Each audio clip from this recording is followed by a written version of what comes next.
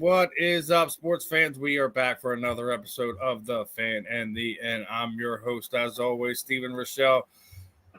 And as always, the big man next to me, Mr. Ben Troupe, and of course, Mr. Marvin Powell right underneath me.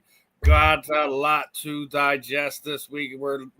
We're a day early this week. We got some stuff we got to deal with. So again, as I'm always going to say this when we're doing this, Marvin, you're a true gentleman, and appreciate your time and hopefully everything that you're trying to take care of gets situated in a timely manner, my friend.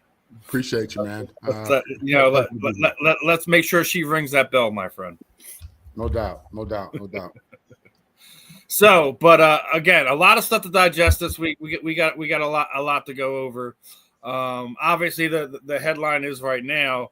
My Eagles got absolutely mauled Friday afternoon at Lincoln Financial Field, and because of that mauling, we're going to talk about the Bears real fast because with that victory, the Bears not only took over sole possession of the NFC North, but is the first time since 2006 that they held the number one seed this late in the season. So, Ben, you already know that you were on the air with me when we were talking. I thought the Bears were going to be good. I'm not even gonna act like that. Ben knows I was high on them coming into the season. Bringing in Ben Johnson, the moves they made on the offensive line coming into the year when they were the most sacked team in the league. This is surprising to me.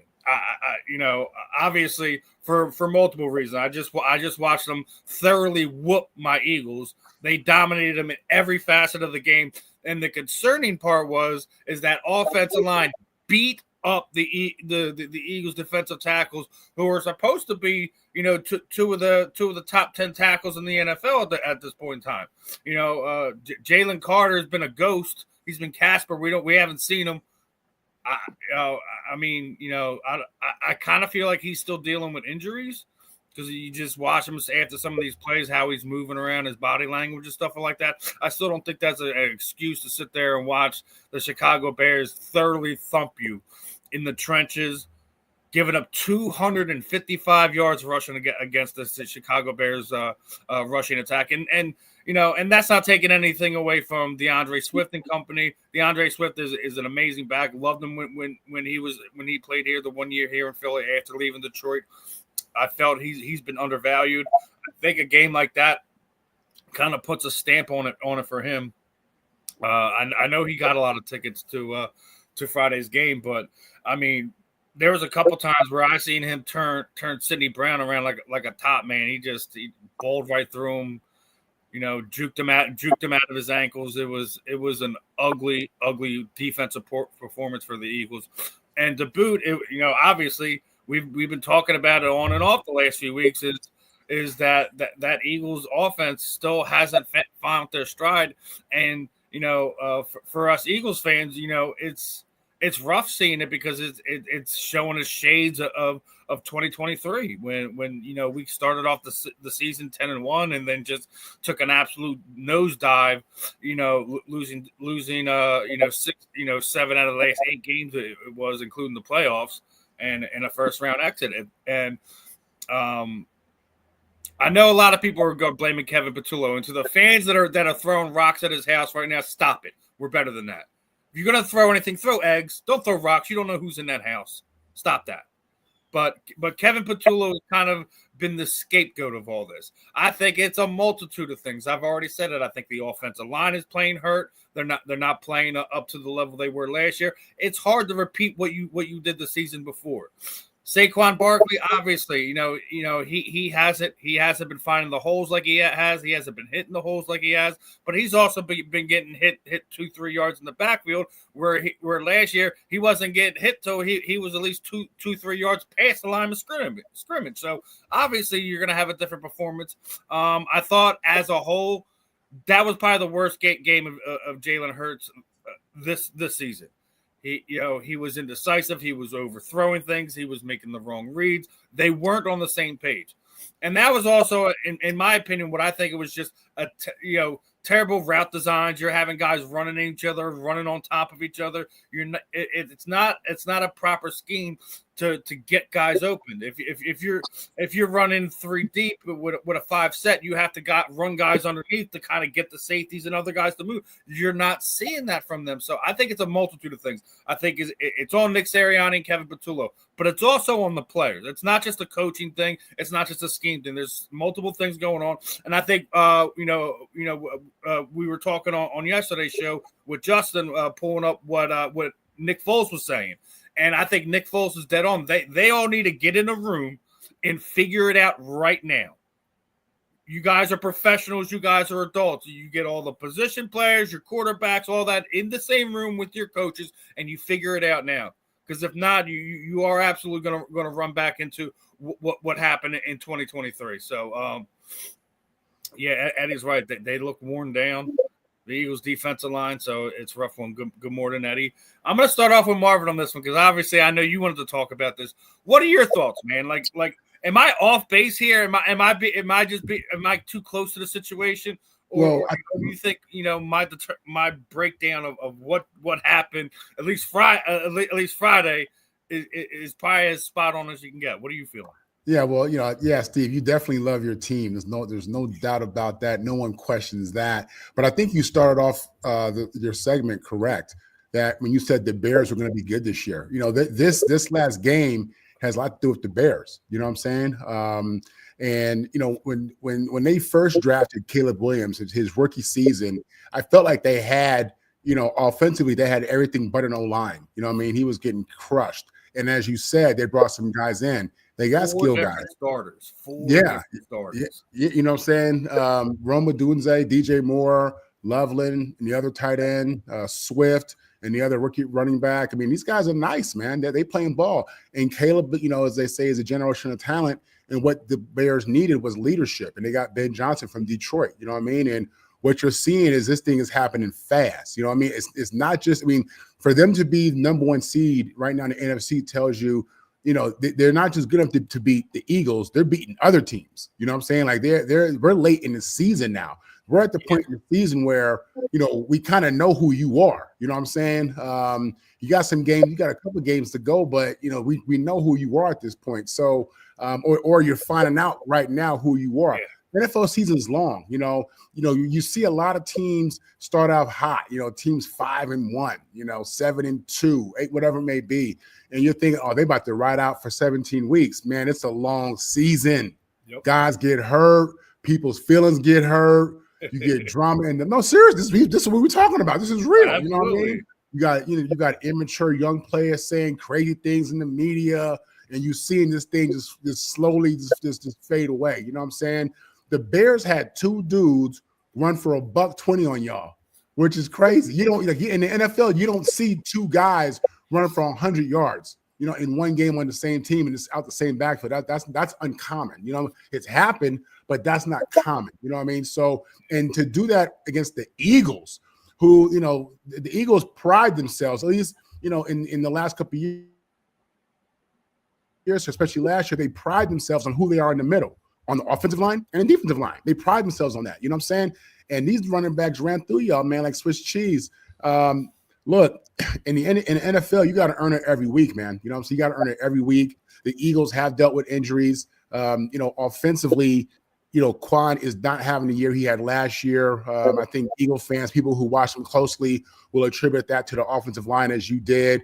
But I'll tell you like this, Jalen Hurts, A.J. Brown, Slim Reaper, they're depending upon Quan in that run game, you know what I mean, to get y'all going, get y'all popping, man. And that ain't happening for y'all right now. And then again, you got AJ crying. I mean, I think he made a play or two, had a touchdown, but early in the game. But he crying in the media, and there's just a lot of drama with y'all right now. I feel like I don't know that you guys are focused the way a championship team should be. It's just not looking good for y'all, in my opinion. I think this is kind of where you could see a potential nosedive, man, especially as Nick Foles says, if you guys got some internal issues between grown men. But with all that said, let's give credit to the Bears. You know what I mean? Like y'all, they did it to y'all. It wasn't like, you guys were just bad by yourself. They had something to do with that. You know what I mean? So I think you're seeing this Ben Johnson team, this Ben Johnson offense really take off. Caleb's playing for the most part under control, efficient, playing smart football, making good reads. And, in their offense is benefiting from that, man. So, what happened to y'all, you guys have something to do with that, but so did the Bears. And I don't think the Bears are a fool's gold. I think the Bears are the real deal. So in the NFC, I think you should get ready for that. Yeah, and I'm gonna before we send it over to Ben, I'm gonna pull up one thing here. So yes, the Bears are gonna do it. They still gotta play the Green Bay Packers. And since 1992, the Green Bay Packers are 50-15 against the Chicago Bears. Yes, you had to prove it against us. We're the defending champions. They're the guys in your division. Say it right. Brett Favre and Aaron Rodgers were 50. You know what I mean? Because that's not you put any other quarterback there, that means nothing. So they played against two Hall of Fame quarterbacks in their prime and got their butt whipped like everybody else did. Yeah. Go ahead. I'm sorry, Steve. Go ahead. No, listen. I want to hear that comeback, man, because a lot of the Packers fans are puffing their chest out. So I'm like, listen, I like Jordan Love. He ain't Brett. He ain't Aaron. That's all I'm gonna say. That's all I'm gonna say about that. We're gonna see what happens. Because I think we play them twice this last month, don't they? Don't the Packers? Yeah. They say if you haven't played a divisional foe yet, you're gonna play them twice in like a 2 or 3 week span. One's gonna be the last week of the season, I think. The other one's gonna be like 2 weeks before that. And they do that because they know, back in the day when teams had already locked it up with like 3 weeks to go, they're gonna make sure you got division games left. So, and a lot of these divisions gonna come down too. But it's something Marvin said though, Steve. Everybody, these teams that started hot, like the Colts, they fizzling right now, right? I think the Colts are the 4th seed right now. No, they can never be the 4th seed. They're in the same division as the Titans, so that'll never happen. they don't ever got to worry about that. No. I mean, in the conference, or the 4th seed in the conference. Not the AFC. Well, yeah. They're a wild card right. They're a wild card right now because I think Jacksonville's won, but Jacksonville. And Houston just beat them. So this is what I saw with the Eagles in Chicago, right? This is what Ben Johnson said. You could tell that Ben Johnson used to be, he came from that Dan Campbell coaching tree. He said you cannot beat the Eagles being, trying to go out there and out athlete them, try to scheme them up in the passing game. You got to run at them. Really good players and teams just play football straight up. If they're better than us, we will see. You mentioned Jalen Carter and Jordan Davis and the Kobe Dean and all these guys. The thing I saw was we're going to run it until they stop it. And they never stopped it. They just kept running it and running it and running it. At a certain point, you say, can they stop? Are we going to stop the run today? And the answer is no. The run game does two things. It speeds up the tempo, controls the tempo. But it also, man, that's mentality. People that look at this scheme. That's man on man. Once they saw weakness, they said we're gonna keep Jordan Davis and Jalen Carter right there. Well, because the thing about guys that are really Eddie Prater had a good question. Why didn't Campbell play on Friday? I don't remember seeing him on the field. That's because Nakobe Dean is legit. And he is. I mean, Nakobe Dean is a. But here after the game, right? Yeah, I think all his snaps came on special teams. Campbell did, and you can't do that. You can't. I love Nakobe Dean. Don't get me wrong, but you cannot do that to Jair Campbell. Yeah. Well, let me say this: one player was not going to make a difference on Friday. That one guy was not, and I get it, but it is one game. But if you are Chicago, what they showed the rest of the league is this: we're not going to put it all on Caleb. That's what they did wrong in 2024. Don't put it all on a quarterback. No, I'm going to show you how good our team is. I'm going to show you that playing, if I'm not giving the ball away to the other team, if I'm just playing efficient on offense and I'm establishing the run and I'm causing havoc with my defensive line because they had Jalen, outside of his comfort zone. I agree with what Marvin said. Was if Saquon is not a factor and you are one-dimensional on the Eagles, you can't beat good teams like that. You're not going to be good. Now you could beat bad teams because the Eagles aren't built to beat you through the air. They're built to beat you through the air when the run game is rock solid. I don't know what's going on with Saquon. Everybody takes a step back after 2,000-yard season. But this is what stood out. The Bears had the ball almost 40 minutes. It ain't but a 60-minute game. They had the ball almost the whole game. And that's what ball control offense is. But after the game, Emmanuel Acho and Shady McCoy, they got their new show. They was talking to Chauncey Gardner-Johnson. They was talking to him. And Chauncey done learned. I'm not gonna give you no bulletin board material, but they asked him something. They said, was the Eagles offense predictable? And he didn't say it. He went. and the thing about that is, that's Chauncey playing the game within the game. Look, I ain't gonna say it's predictable. I'm just gonna say, man, they don't. The one thing the Eagles don't do, they don't do a whole bunch of motion like a lot of teams do. They'll line up. They might. And motion, to me, when I say motion, I'm talking about trying to dictate what the coverage is. Because the thing about the Eagles is, if Saquon is not a factor, they're saying, all right, if A.J. Brown get his catches in his yards, he really don't care. Because when y'all winning and he don't get his numbers, he talk a lot. Well, he got his numbers and he ain't say nothing. See, that's the thing, right? Okay, I want to be a part of the winning, but I want my numbers. And Devonta Smith don't say anything. Dallas Goedert and those guys are really, really good tight ends. But Chicago said, we're going to beat Philly at being Philly. We're going to out Philly. We're going to bully them because Philly bullies people. At a certain point, they'll bully you. They was bullying a lot of people.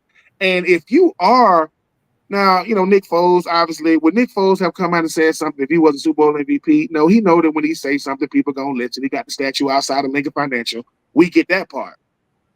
But Nick Sirianni, if you're trying to do, people say they need to come together. And look, man, we ain't doing players-only meetings this late in the season, bro. That happens in the early. That's first week of the season. That's the first quarter of the season. This is the last quarter of the season. If we don't know who we are by now, a meeting ain't gonna do it. Now, can we come up in a meeting and just keep it a buck? Can we have a keep it a 100 meeting? I'm a fan of that because I've been a part of meetings like that. But Marvin knows this. Hey man, you got to be willing to knuckle up. Coaches can't be in these meetings now. Now we ain't gonna fight, but it's gonna be some words because sometimes what we've done as a team is not a reflection of you as an individual player. That is two total different things. And sometimes team success make us think we balling. We can see y'all on Sunday or Friday. We saw and Steven, you said about Jalen Carter. Jalen Carter this time last year was considered the best interior D lineman, not named Chris Jones and Cameron Hayward. That is not the case in 2025. That's why Howie Roseman waits. I'm not gonna give you a contract the year we won the Super Duper. I want to see how you look the next year. You know what I'm saying? I want to see, and I'm not saying Jalen Carter ain't an incredible player. I'm saying when you get ran on, most running backs want to have a 100-yard game. You have the backup and the starter. Dude, like they out here. I'm talking about third and 9 running. I'm glad you brought that point up because I want to get this one in real quick. I'm going to get both of your responses from this. So I came across something yesterday. I brought it up to Justin while we were on the air, and this guy had a list of things, right, on why the Eagles aren't hungry right now. What's going on with the offense? Well, what's going on with the offense is 97% of them got paid. The whole offensive line paid. Your skill position players paid. Your quarterback paid. Your running back paid. The only guy that don't have a contract past this season is Dallas Goedert. That's it. Everyone's paid, so everyone got a championship ring. About 75% of those guys have endorsement deals or commercials and this, that, and the third going. The lights are bright. They ain't seeing nothing what's going on the football field. Do you think winning the championship, already having that generational change in money in their pockets has changed their hunger, or is it just the fact that the league is catching up with them? I'm starting with Marvin on this one. Well, like I said, man, it's hard to win this league. It's hard to win a game. You know what I'm saying? And when you're a Super Bowl champion, you have a target on your back. So you're gonna get certain people. You're gonna get a certain energy because people get excited about playing good teams. Listen, this is not a football thing. This is a human nature thing. once you start making money, do you slow down? Once your bank account's at a certain level, do you hit that snooze button now when you was getting up, at 5:30 in the morning every morning, no matter what? You know what I'm saying? Listen, I remember having a conversation when I was in New Orleans with Willie Rolfe, Hall of Famer. Willie was a great teammate, and he was making big bucks. And I asked him, I said, Willie, is it hard for you to get out of bed knowing that you got all that money? I asked him that directly, and he said, sometimes it is. You know what I mean? He was real about it. You know what I'm saying? And I think these guys are kind of going through the same thing. I do. It's a real thing. It's a human nature thing. You got to have a certain type of leadership, a certain type of makeup, to do this. You know what I mean? And it makes you appreciate, I hate to say it, makes you appreciate a little bit more about, what Brady and them boys was doing. You know what I'm saying? Just being able to win consistently. It's hard to win in this league. Look at the Jets. It is hard to win in this league. So if your situation ain't tight on that team, if the leadership ain't tight, if people haven't been talking to these players about, hey, Super Bowl hangover, there's a certain expectation after we win the Super Bowl, after we get these contracts. I think it's more of a human nature thing, lack of leadership, and you're seeing the reality of what happens to most people when they get to a certain level of success. They slow down. Now, Ben, you heard this. What are your thoughts on it? Is it the brights are too light for him right now? Is it just everyone's catching up with them? What are your thoughts on this one? I mean, I think it's a little bit of both, but I would also add, sometimes you play so well as a team that you expect, man, we'll figure it out on Sunday. Yeah. Because you are your most creative when you lack more resources. You have to be. When you ain't got the money, when you ain't got the resources, somebody will say, hey man, how you get here? Oh man, I had to. But when you got money, you pay for everything. There's no creativity when you got money. You just pay somebody. Well, you the one that got paid, but guess what? They want nothing more than to put you on the highlight tape, because y'all put everybody on the highlight tape 2024. You don't think people remember that? Yep. Some of these coordinators with that other teams saying, dude, I remember going up against the Eagles last year. I remember what Saquon Barkley did to us. I know who A.J. Brown is, and Jalen Carter, and Jordan Davis, and the list goes on and on and on. No, sometimes the Eagles got to be shown, dude, you can be beat up too. Oh, you can be had too. And I will say this. I tell my son and my nieces and nephews, to be one of the best players in the world, you got to play on Saturday. The best players in the world play on Sunday. And just because they ain't a big name don't mean they can't get you. We get caught up in these names. Hey, man, there go A.J. Brown. Hey, man, okay, A.J. Brown ain't got the same clout as Rome Odunze, but they both strap it up on Sunday, right? The offensive line for Chicago, we forget the first thing they did in free agency, they going after offensive linemen. Let me go get that guard from Kansas City, right? Let me go get the center from Atlanta. And you know what they said? And they'll pick certain teams to show it. Hey, man, why don't you never bring out that new car you got? No, I'm waiting till the car show, because I'm just waiting. You ain't going to let us see it? Nah. And everybody at the car show going crazy, and he pulling that. You go, oh, because they might not have another game like this, but Chicago put the whole league, Chicago let the whole league know how you want it. Winning is, how do you want it? We can do it through the air. We can do it on the ground. We can do it ugly, because they know, look at that division they're in. They got to deal with Green Bay. They got to deal with Detroit. Minnesota, may God bless them. I mean, their season might be over with it, because they don't got the quarterback they need right now. So it happens. It happens. But when Willie Rolfe is honest with Marvin, man, sometimes it's hard. Why? Because sometimes you make so much money, you want to look at people like, you know who I am. Yeah, but guess what? Football, you update your resume every day. When I can look at Wikipedia and see what you've done. That ain't what you're doing, no. Because I just saw you, right? Yeah, so it's a update your resume every single Sunday, or in this case, Friday. So every time, you remember last year when Saquon was telling people, I don't even know who you are. He ain't saying that this year. Yeah, because that's how humbling football is. Still the same player. But what made Randy Moss and Tom Brady and Aaron Rodgers and Peyton Manning, they did it every single. They didn't want to give you no reason to say, damn. Because guys gonna have peaks and valleys, man. You're gonna have guys have some moments. But the greatest of us, they said, oh yeah, man, Even what they say, what's the difference in a great player and a good player? Even my bad games are good games. A great player, he had a bad game. It was still a good game to an okay player. So it happens, man. I'm not gonna let one game side because good teams don't want to fall off. Because bad teams are bad teams because the decisions that they make and the players that they have. Good teams are good teams because of the decisions that they make and the players that they have. The Eagles are one of the better teams in the league, right? Most teams are not going to beat them. But the teams that do beat them, can you beat them again? Because right now it's a regular season. You do all you can to make it to the postseason. But that was impressive, man. And so if you are Nakobe Dean and you are Jordan Davis and Jalen Carter, if you are, all these players, do you want to remain an Eagle or do you want to talk about the good old days? Because it can't re-sign everybody. We talked about the offense, right? Can't sign everybody on defense. And guess what, Jalen Carter? Right now, your negotiations ain't what you was going to be the highest paid. That's not Quentin Williams that came over from the Jets. See, now that's your comparison in your own division. Hey, man, what Quentin doing? He was a hellraiser with the Jets. Hey, man. Eddie already put it in there. So, and we do got a couple more chat comments from the chats I got, from TikTok. Obviously we're talking about the Eagles here.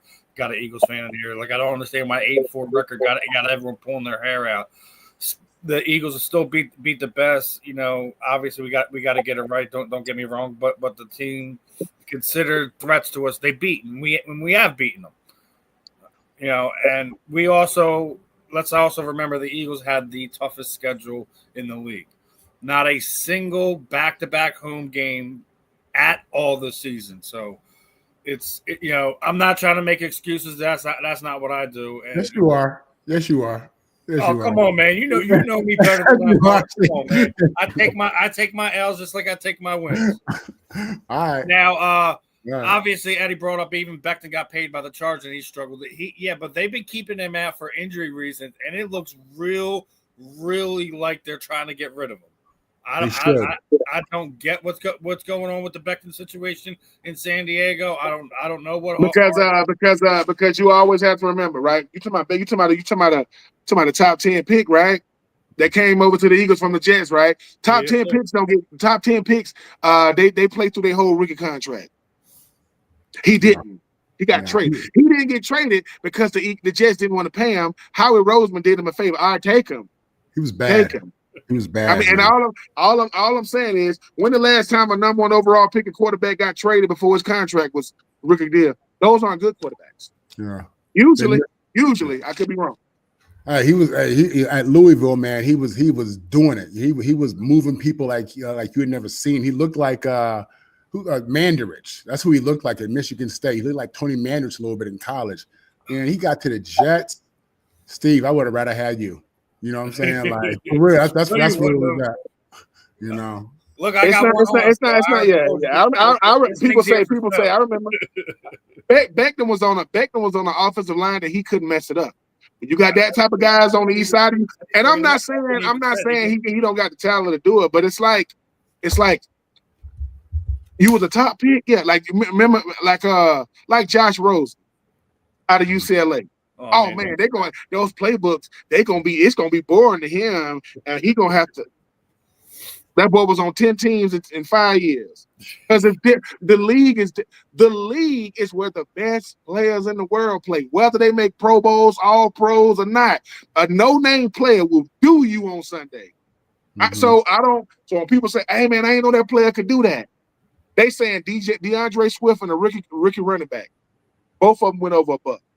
Why? Because that old line was like, "Hey man, if we can do it against them," and I get it's one game, but I'm talking. It's against a team you could see again. That's what I'm talking about. It's the Eagles gonna beat most teams they go up against, like the Titans gonna lose against most teams they go up against. That's just how it goes. But Ben Johnson said, "Y'all boys don't know what mentality is until you do it against a team that everybody respects. The whole league respects Philly. The whole league does. Yep. Chicago is still earning theirs. You know what I'm saying? Because had this gone the other way, had it gone the other way, could you imagine what they would be saying? It wouldn't have mattered what Chicago had done up to that point. That's how crazy the league is. It's who you do it against, not that you do it. But it's one game, man. If the Eagles don't bounce back, it'll be because the Eagles got above the neck problem. It ain't. I'm serious, and ain't nobody gonna feel sorry for the Eagles. The Eagles beat the hell out of everybody in 2024. Don't y'all got like a Netflix special? They did like a documentary with Saquon and all kinds of stuff. No, and that's not it. If you remember what we talked about before the season. We're getting ready to see Hard Knocks in a few weeks. We're getting ready to see Hard Knocks in a few weeks about the whole NFC East. Oh so man, it gonna get real fast, real interesting, real soon. So, hey man, all right. Hard knocks. We're gonna start doing it. That's what's fun in that locker room. We're gonna hear from all of them. So, all right. Now, obviously we spent about almost 31 minutes on that. So let's go into this next one. I'm gonna play a 38-second video, and I want to get your guys' thoughts. I'm gonna start off with Ben on this and go to Marvin. A lot of people have been concerned about Marvin Harrison. He was doing the pregame for the Denver Broncos in the Washington. You mean Rodney Harrison? Yes, Rodney Harrison. Yeah. All right, so let's play this real fast. Disorganized in the run defense. I think they get their young running backs going tonight and then take shots to your favorite guy, Cortland Sutton. Yeah, I look at. I forgot the group. I'm sorry. Washington defense from that group. Best way to attack that group tonight, do you believe? The best way to attack them. They don't what have you seen from Washington's defense? I'm sorry. They just don't have. It's a lot of stuff going on. I'm sorry, guys. They don't have a lot of discipline on the defensive side of the ball. Yep. That's it. They sure don't. And I want to get over to something else too, Coach, because So a couple things right there. A lot of people thinking, obviously everyone's got a lot of respect for Rodney Harrison. His football mind, his insight, stuff like that. A lot of people thinking that he was either dealing with a stroke or something. That way he was swaying back, his forgetfulness, things of that nature. Now, obviously, we know Rodney's one of those defensive backs that you have the utmost respect for. He was an absolute hammer, and there could be issues where he is having fog moments where you're just forgetting what you're talking about, your train of thought, stuff like that. You see he was trying to answer, gave a real short answer, said, there's a lot of things going around and things like that. From your guys' perspective, what you've seen going on in this game, do you feel like Rodney Harrison was having an uncle moment where he was just forgetting what he was talking about, or is there something deeper going on? Start off with Ben, go to Marvin on this one. What are your thoughts? It probably was something deeper going on, but let me tell y'all Twitter finger people. Y'all hide behind what y'all say. What you mean he completely lost it? He completely lost what? He lost his train of thought. Let me tell you what I appreciate about that whole moment. 3 people: the cameraman, Tony Dungy, and Jack Collinsworth. You see how they protected him? You see how that's what you do. When we on live TV and something happening, Jack kept talking, Tony kept talking, and they never said, "Are you all right?" Because if they do that, it takes it. So I can appreciate Jack and Tony trying to protect him. Did he have a moment? Yeah. But you see, everybody has become everybody's neurologists these days, right? Everybody, all these diagnoses. We've all had moments where we just forget, right? God forbid, but we don't have to do it on national TV. He forgot. And do I hope he's all right? Yes. Do I know what happened? No.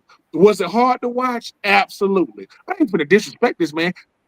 As a person that came from radio, I used to do radio.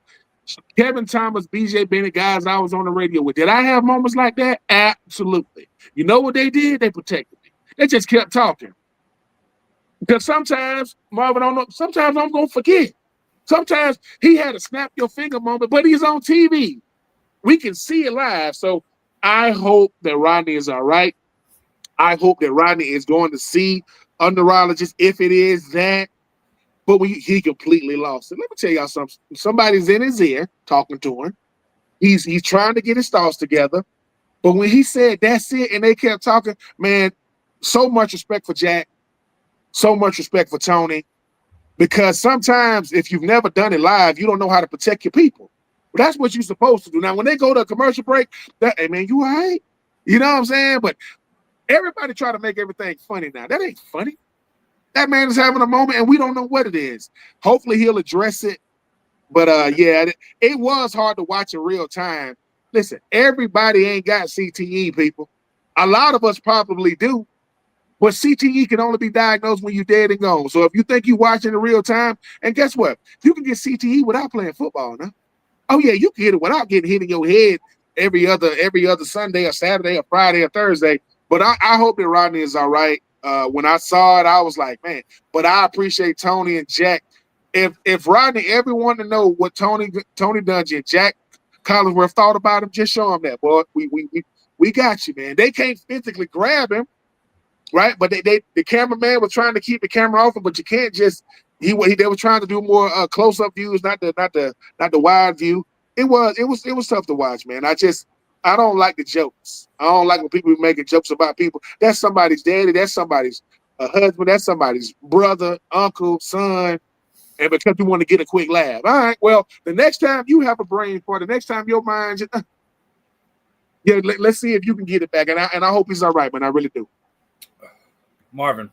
Yeah, without question, Tony Dungy and the other guy, they handled it with class. These are pros. They did. That's what you saw. These are pros. You know what I mean? In the moment, you know, when the ball's in the air, you know what I'm saying? They didn't drop the ball. You know what I'm saying? They ain't let the team drop the ball. You know what I'm saying? And you love to see that. I'll be honest. This is my first time seeing that. And as I'm watching it and I'm looking at it, I'm thinking to myself, first of all, you've seen, if you're fortunate to have people in your family who live long, you're going to see your aunts and your grandparents do that same thing. You know what I'm saying? Just complete brain fart in the middle of a conversation, forget where they are. It's just part of the deal, man. But with Rodney, man, you look at how he played the game and you look at the reality of what we know. You know, if it looks like a duck, if it walks like a duck, I hope my brother takes advantage of all the benefits that are allotted to him through the NFLPA, because there are many for a vested player like he is. For him to get checked out, he had a human moment. He did. Is that exacerbated by playing in the NFL? Maybe. You know what I'm saying? But what I saw him do right now, I saw my auntie do that at Christmas a couple years ago. You know what I'm saying? So, no, I'm just saying. So yeah, I agree with Benson. They're saying you got all these people. You know, have you seen the headline on the video? You're like, he completely lost it. No, I do that 3 times a week. Dude, I'm trying to tell you. I mean, I'm trying to tell you. He may have been daydreaming about, an argument. Of course, I mean, having to do it on. There is no cut. There is live. Yeah, there is no. You can go to commercial break, but yeah, I like the fact that Jack, like I said, and Tony protect him. Let me say something. That's what we're supposed to do for each other.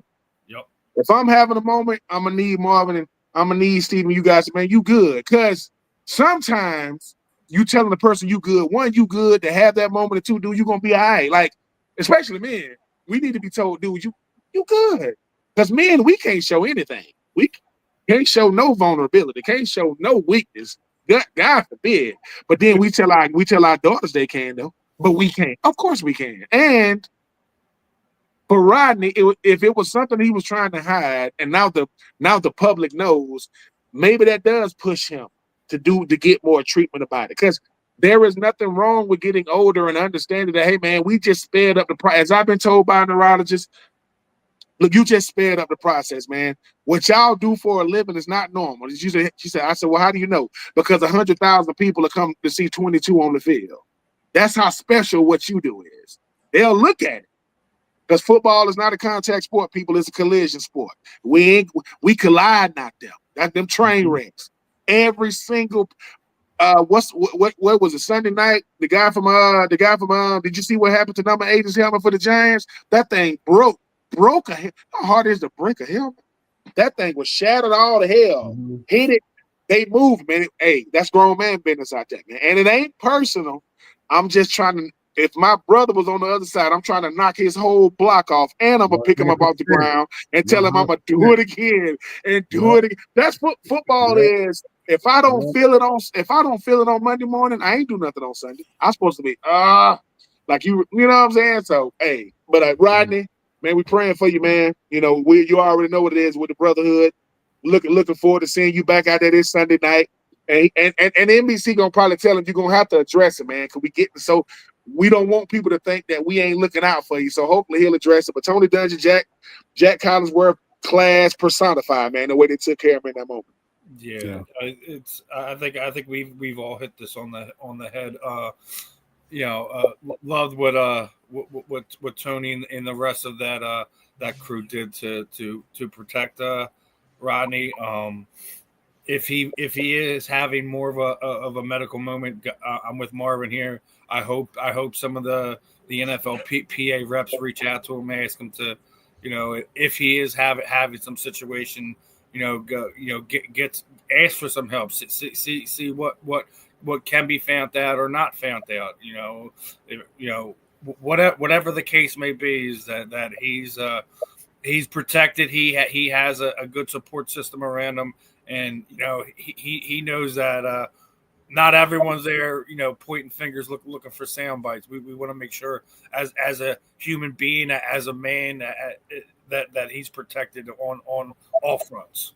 So I'm gonna leave that one at that. Obviously, we got a whole lot more to talk about today, and I want to start it off with this one. Obviously, we were, my Eagles got a good thumping by the Cowboys, right? Obviously, I'm not going to pretend like it didn't. Over the last 2 weeks, beating the Eagles, beating Kansas City on Thanksgiving. They put themselves back into the playoff hunt discussion, but I did want to bring up something about the last few weeks. Now, obviously, the question is with the recent success, are the Cowboys in the position to make a playoff berth, to turn the season around after what was starting off to be a very ugly season? But I also want to make it a note, right, over those last two games, that the Dallas Cowboys were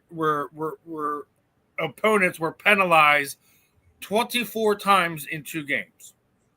Obviously, the Eagles, I think it was 14, and they got another 10 against the Chiefs. But 5 of them were offensive pass interference calls that completely changed that game. Obviously, over the last month or so, Marvin, Ben, we talked about the officiating. I think even we were just talking about Tony Dungy. He was talking about it like, we've tried to have some of this stuff reviewed. Some of the referees knows what they're looking at, knows what they're calling. Others don't. I'm not going to use that as a crutch to sit there and say that I think the Dallas Cowboys do have a very good offense and should be in this conversation. I think they have an improved defense, especially with the trades they made bringing a Quinyon Williams in. So I think literally the only team left that they really have to beat worth of noting is the Chargers. And I don't think it's completely out of the possibility. I think they're going to need help when you look at the playoff picture to get in. But let's start this one off with Marvin. Did the penalties help them? And do you think that they're going to get into the playoffs? Dallas Cowboys, Marvin. Do I think the Cowboys are going to get into the playoffs? The penalties, of course, they help you. If your opponents are being flagged at that rate, of course, it's going to benefit you. But, in regards to the last part of that tweet, the league wants Dallas to be relevant, whatever it may be. Maybe that's something. Maybe. I mean, listen, when you deal with corporate America, I don't put anything behind, because, again, their objective is to make money. We forget that Dallas is a huge brand. You know what I mean? I would be shocked. I mean, if they would do it, if Jerry Jones or whoever it may be was manipulating something, where they were throwing flags. I don't know. That's tough, man. That's tough. I'm still trying to deal with this NBA gambling thing, but anything's possible, I guess. Would the Cowboys make the playoffs? I don't know that they beat the Eagles, they beat the Chiefs. Dak is balling right now. Dak looks like he man on fire. I've been the guy who Dak has to show me. He has to show me that he can win in the playoffs and he can get over that hump. But I love how he's come back from his injury. Right now, he's playing great ball. I do not think the Cowboys make the playoffs. I just don't. I don't need so much help. And you're looking at who's in the wild card right now. Yeah, there's too many teams. The Seahawks with 9 wins and the 49ers with 8 wins. That's going to be very hard to overcome. Yeah, that's what I'm saying. So I think the NFC, they have other teams out there that I think are better teams and have shown you that the Cowboys have come on late, and that's cute. But I just don't think that they're it. I don't think they have it. And I think right now you have a couple teams. Listen, but with that said, like I said, Dak is playing like an MVP. So maybe this is that year that he does that he gets them in there. You know what I'm saying? But I don't think he has honestly that they have enough around them as a whole team. I think they have too many issues in Dallas, to be honest with you. And I don't see them. I don't see them being in the top 7 teams in NFC when it's over. Gotcha. Ben, your thoughts? The 24 penalties over the last two weeks fuel this whole push that the Dallas Cowboys have, and do they have enough to get into the playoffs? 100%. The penalties help. That's something that Kansas City used to get all the time when they was on their run. People like, man, they get all the calls. Nobody else gets the calls. But there isn't a bigger brand in football than the Cowboys. Like, they're good. They're good for business. They're good for ratings. They're good for viewership. But they're streaky. And right now they're playing streaky football and they're winning. That's not going to be good enough to get into the playoffs because they got to continue. Now, Quentin Williams, they got like a sack and a half since he came over. He's definitely helping. But the thing about this Dallas Cowboys team that people need to know is, as you mentioned, Marvin, it's a lot of problems in Dallas. A lot. Yeah. It's always stuff going on with Dallas that shouldn't be going on. Like, I don't know, their owner doing interviews more than the players do. Or, it's always something coming out of Dallas. So right now, they got a month in a game to keep it together. Are they going to do it? My answer is no. I don't think they're going to do it. You just go back to Thanksgiving. Look at all the celebrities. I mean, you got Stephen A. Smith up there with Jared. It's just weird. Like, the Dallas Cowboys are like the Beatles, man. Like, they huge. They huge. And these ain't concerts, though. These are football games. And playoff Dak and regular season Dak are not the same person. I don't know who Dak becomes in the playoffs if they get there. But, I think they play some really, really good they play some really, really good football as of late. But the NFC as a whole, talk about Chicago, you talk about Green Bay, when you talk about, the Bucks, you talk about the Rams, when you talk about the Lions, the NFC is a gauntlet. When you start talking about you talk about the Eagles. No, this is the wrong year to be trying to get streaky. Now the AFC, that's a total different monster over there. You got a bunch of teams that could make their way in, including that AFC North, for which it could be anybody's. I mean, the Ravens can't beat Cincinnati. It's hard to watch Pittsburgh. Pittsburgh leading receiver weigh over 300 pounds. Darnell Washington weighed 312 or whatever. He led them. Anyway, that's a whole different conversation. But I agree with Marvin. I like Dallas because they're good for TV. But nah, man. When the rubber finna beat the road this last month. December, all that cute stuff is out the window, man. We finna see who can really play football. Listen. I agree with every one of your points. I don't think they have enough just because of when you look at the NFC playoff picture, they need a boatload of help for multiple different weeks to flip things. You still have the Detroit Lions in front of them. On top of it, who are on the outside looking in right now. Let's note that they're on the outside looking in right now. So we can go through that. I've been getting, obviously we post a lot of stuff on here. I've been getting a whole lot of Cowboys chirping on YouTube, talking about this, talking about that. Listen, guys, I get it. You guys have one of the more popular brands in the NFL. This isn't you guys are flexing for all the wrong reasons right now. We still have 4+ weeks to go. A lot can happen. Yes, you could potentially run the table, but you can't potentially run the table and then have everyone else that are in the playoff picture fall off as well. I don't see that happening. I don't see them making the playoffs. And even if they do happen to find their way in, the stars align in such a way and they get in, they still have a whole lot of flaws going on. It's already been discussed. Dak Prescott still hasn't shown us that he can consistently win in January. As Marvin, he has to show me first. Just like I've been sitting there saying about my Phillies, I'm not going all in until they show me that they can win in October. Dak, I'm not in on Dak and the Cowboys on being a playoff contender, Super Bowl contender, whatever, till they show me they can win in January. They haven't done it in 30 some odd years. I'm a hater. I'm a Philadelphia fan, whatever it is. Those are the facts. They haven't done it. They're not going to be winners until they do so. So until that happens, this is a fact, whether you like it or not, Cowboys fans. Yeah, I don't think Dallas had an easy schedule, Eddie, but they have a very favorable schedule coming down the last month or so. So we'll see what happens there. What's an easy schedule? You know, I mean, are we talking about? I mean, what is it? You know, in the NFL, any team can beat your butt. Any team can beat your butt. You know what I'm saying? I mean, who's everybody's getting paid out there. You know what I'm saying? Like they've been saying, a no-name dude to whip your butt. Yes. It happens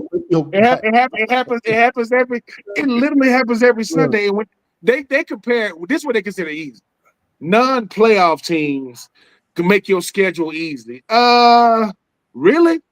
Because everybody saw the Colts doing what they doing this year, right? No, they didn't. Everybody saw the Bears doing what they're doing, right? No one saw it, but it's easy to switch my take when it goes another way. No, it ain't easy. If it was that easy, you could just have replacement players. Remember we had replacement refs?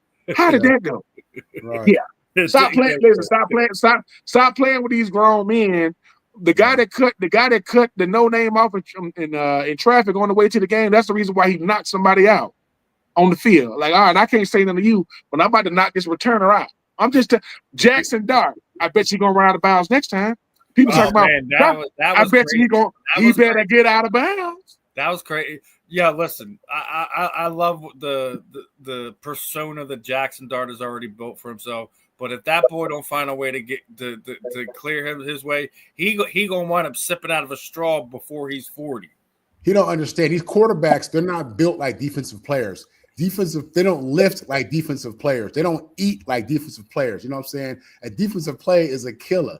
You let them hit a quarter. You let them get on a quarterback, they will maul you. But it'll change your life. Listen, you ain't built for that. He ain't a big enough quarterback now for them to like just they might let Aaron Rodgers or Josh Allen run out of bounds. You ain't the face of the league yet. They're gonna knock your home. They're gonna knock you out. Josh Allen took a lick Sunday. He was sliding, he was down, and Patrick McQueen rocked him. And guess what? He bounced right back up. He wasn't. Josh Allen's built different, and that's going to go right into our next one because me and Ben talked about it this offseason. We knew it was going to happen. It officially happened. Sunday marked the 76th rushing touchdown of Josh Allen's career, one more than Cam Newton for the most rushing touchdowns for a quarterback in NFL history.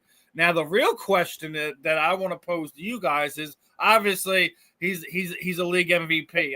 Obviously, Josh Allen is one of the more tough, durable guys that we have here in the NFL. My question to you guys is he going to use this as a stepping stone for the ultimate goal? Is he going to finally get himself a Super Bowl, or is he going to fall off a cliff and have a career like the aforementioned Cam Newton? What are your guys' thoughts on Josh Allen breaking the record, and can he get over the hump in the AFC and be the first quarterback to win a Super Bowl for the Buffalo Bills? Let's start off with Ben on this one. Number one, congratulations. And number two, it shows just how impactful Cam Newton is. 76 touchdowns. There are certain running backs that had incredible careers and got 76 rushing touchdowns. Josh Allen continues to just wow the way he plays football. I will say this. If Josh Allen wins a Super Bowl for Buffalo, that's like when LeBron won a chip for Cleveland. Because certain things is prestigious. Every former Buffalo Bill, Thurman Thomas, Jim Kelly, you know what I'm saying, Bruce Smith, they all coming out the woodwork because that's the weight he has on him. He ain't had nothing to do with those 4 straight trips to the Super Bowl and the losses. But he carries that once he comes to Buffalo. So now he got the hopes and dreams of an entire city and passionate fan base. But congratulations to Josh Allen. Cam, I ain't gonna lie. I thought that this record would stand for a lot longer than it is. 75 touchdowns for a quarterback. I thought that Jalen Hurts gonna break it because I think he had like 60. He ain't far off, but I think a guy like Josh Allen is going to make it hard for a guy like Cam Newton to get in the Hall of Fame if he does win a Super Bowl. Because now we're saying, okay, because right now Cam had a shot, and I don't think one player diminishes another, but it's how Josh Allen is doing it. And it's the fact that he'll go off for 3 touchdowns. What Cam Newton was throwing the football, Josh Allen is. And he's every bit the runner that Cam Newton was with 76 rushing touchdowns. But that was crazy. Congratulations to him. He probably gonna end up with probably 80-something before the year's out. That's weird. 80-something, 76 rushing touchdowns for quarterbacks. That's the era that we in now. That's crazy. That's Josh Allen is a bad man. He's a bad boy. But I think the only thing gonna hurt Josh Allen is they expect everything of him to win. That's why it's hard for him to do it. Because to win it, he's gonna have to be Superman. It ain't gonna be no Chicago Bears 2 running backs going over 100. His supporting cast outside of his tight ends, Keon Coleman and them, that's who you gonna need to win. Cook, man, we talked about it in the offseason. I like him and Cook as a dual threat running back situation. They nice, but every time Buffalo loses, it's because any good team lose. You could take Josh Allen away, and you could take James Cook away. Who you gonna call on? It ain't many. If any, if you can't call, and that's what they set their team up. The 2 stars, my all world quarterback and my all pro running back, who just got paid in the offseason. The brother of Dalvin Cook, by the way, who Dalvin Cook was a bad man too. That's a lot of talent coming out of that Cook household, boy. They loaded. that's some talent, but no, I think he got good a shot as any. It's just no one saw Drake May and New England doing what they doing, and no one saw that being a problem. We'll see, man. His problem is coming from his own division right now, and that would be the New England Patriots. We'll see. We will see. Marvin, your thoughts on Allen breaking the record, and will he rewrite the history books for the Buffalo Bills? Man, it just tells you how much the game has changed. You know, when I was growing up, when I was a young kid, Randall Cunningham was like considered the running quarterback, and he was an anomaly. I mean, Elway was athletic, Steve Young was athletic, but to see Randall Cunningham do it, it reminded you of the college game, and you thought that was just going to kind of be a one-off. But from Randall Cunningham to Mike Vick, who I don't think it's enough credit for how he impacted the game and how he changed how defensive coordinators and evaluators looked at these quarterbacks. And then, Cam Newton being the #1 overall draft pick, league MVP, takes the worst team in the league who drafted him to the Super Bowl, and established that rushing record. I thought that would last much, much longer. Allen is playing with it. He's playing with it. The truth is, this dude, this may sound crazy. What is it? Is he in year 7, year 8 right now? Is that where he's at? Because 7, yeah. Listen, if this dude, he's a big dude, and the body can only take so many hits. And like I said in the last section, quarterbacks typically aren't built for that. Defensive players are. Josh is a little bit bigger. I don't know if he's, as strong as a linebacker or a safety. I don't think quarterbacks lift like that, but the body can only take so many hits. So, you would think, man, in year 7, he's already, 70 rushing touchdowns, whatever it may be, close to. You would think, he'll be at 150. Nah, man, something, at some point, if he's playing the game the way he's playing it, which is controlled, efficient, and reckless, it's a combination of that, I think. It's gonna show up, man. And I'm not wishing that on him, but again, Father Tom is undefeated. You know what I'm saying? Like I said, the human body can only take so much. So I think it's remarkable. Josh Allen has proven me wrong. I was shocked when they drafted him out of Wyoming. They were talking about his accuracy issues, and I was like, he ain't gonna do that. If he can't throw the ball straight in college, he can't throw the ball straight in NFL. He got better. His accuracy got better, and he included that run game in there. This dude's the real deal. I was a little upset when he had won the MVP over Lamar last year. I thought Lamar earned that, but I tell you what, he's making it right with me because he's playing at an all-time level. Can you imagine what that team would be without him? And that tells you the impact of a player. Can you imagine if their backup was playing most of these games? You know what I'm saying? Like they'd be the Jets. You know what I'm saying? So they would be the Jets with a good running back and a good receiver, and they'd be they'll be the Falcons. Y'all just beat us. Yeah, they'll be the Falcons. Yeah, oh man, but we got a few more topics I want to go to. Obviously, we got the tight end on here, so I want to get your thoughts on this one. Obviously, I want to get both of your thoughts on this. But this past Sunday, Zach Ertz officially passed Shannon Sharpe for I think 6 most receptions by a tight end all time. He passed Shannon Sharpe. Obviously, being a Super Bowl winner here in Philadelphia, he spent some time with the Cardinals the last few years with the Commanders. Where are you putting Zach Ertz now? Because he's starting to creep up on some of these lists here. 800 catches. I got to put him in the top 10. I got to be in maybe a top 10 tight end right now. I know he passed Shannon Sharpe, but Shannon Sharpe didn't play in the wide open throwing area like they do now. Shannon Sharpe was doing it when they was running the rock. Shannon Sharpe blocked for Terrell Davis, a 2,000-yard rusher who only played 7 years. So Shannon Sharpe's career is much different because of the era that he played in. But I will say this about Zach Ertz. He's put himself in the conversation to get serious consideration. 800 catches used to be the barometer for a tight end to get in the Hall of Fame. He's over 800 catches. So you talk about the Kellen Winslows, you talk about the Tony Gonzalez's, or I think Tony Gonzalez is second all time. Nope. Tony Gonzalez is third all time. Okay, so the all-time receiving list goes Jerry Rice, Larry Fitzgerald, Tony Gonzalez, Jason Witt. So you got 2 tight ends in the top 4. Zach Ertz has made an incredible career for himself. And on a Super Bowl winning Philadelphia Eagles team that had Brent Selleck, Trey Burton, with the Philly. I'm happy that he has staying power. And it's something to say about a guy who can reinvent himself in a league that's only getting younger and trying to pass him by. They did it with the Cardinals, did it with the Eagles, not doing it with the Commanders. Very, very impressed with Zach Ertz. I'm going to say this. There aren't too many tight ends on planet Earth play the position better than Shannon Sharpe. It is not possible. Tony Gonzalez did it all, but win a Super Duper Bowl.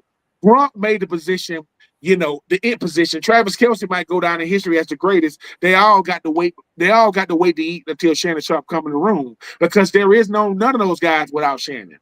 There is no Tony G. There is no Gronk. There is no.